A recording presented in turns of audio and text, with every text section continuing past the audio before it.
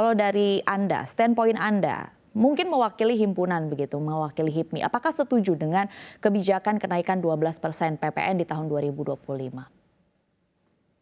Iya, tentunya perlu pengkajian lebih lanjut ya. Kalau memang tentu pun harus dinaikkan, harus ada suatu formulasi insentif yang tepat bagi pelaku usaha. Saya rasa itu tantangannya karena memang situasinya saat sekarang ini juga sedang sangat tidak mudah juga, Mbak ya, karena kalau kita lihat juga memang fluktuasi harga komoditas ini sangat mempengaruhi berbagai rencana, dan kalau kita lihat juga memang tingkat inflasi kita memang cenderung naik di tahun ini. Jadi saya rasa itu perlu strategi yang tepat, jangan sampai walaupun dianggap kenaikan PPN ini bisa meningkatkan pendapatan ya bagi pemerintah, tapi di sisi lain ini jangan sampai membuat daya beli juga semakin tidak punya kekuatan di masyarakat. Saya rasa standpointnya di situ. Baik, terima kasih Pak Anggawira. Pertanyaan yang sama kepada Pak Iwan. Pak Iwan, kalau Anda mewakili Apindo, apakah setuju dengan wacana kenaikan PPN menjadi 12% di tahun 2025? Ya, jadi kalau saya lihat ya pendapat dari teman-teman, ini pada umumnya memang eh, belum bisa menerima dengan baik kenaikan itu. Ya. Karena apa? Karena memang dampaknya cukup signifikan, terutama kepada sektor-sektor dan komoditi-komoditi yang menyangkut hajat hidup orang banyak.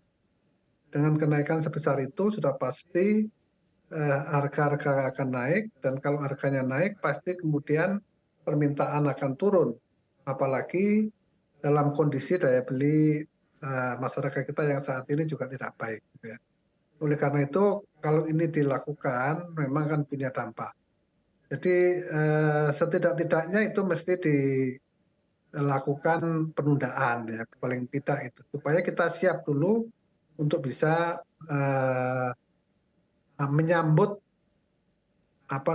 peningkatan pajak itu. Kita paham bahwa pemerintah memang mengalami kesulitan untuk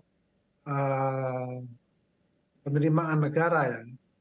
Dan ini tentu harus dicarikan formulasi lagi bagaimana caranya supaya penerimaan negara bisa naik, tetapi juga tidak bersifat retardan ataupun menghambat ekonomi itu sendiri.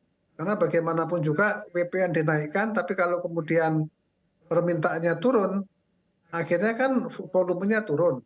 Kalau volumenya turun, pendapatan dari pemerintah juga turun. Sehingga kemudian harus dilihat kenaikan yang diperoleh dari PPN naik 1%, kemudian nanti terjadi penurunan permintaan, berapa sebenarnya net dari angka itu. Ini saya kira penting, jangan sampai netnya negatif, netnya positif tapi kecil, tapi dampaknya kepada ekonomi secara keseluruhan itu cukup signifikan. Ya.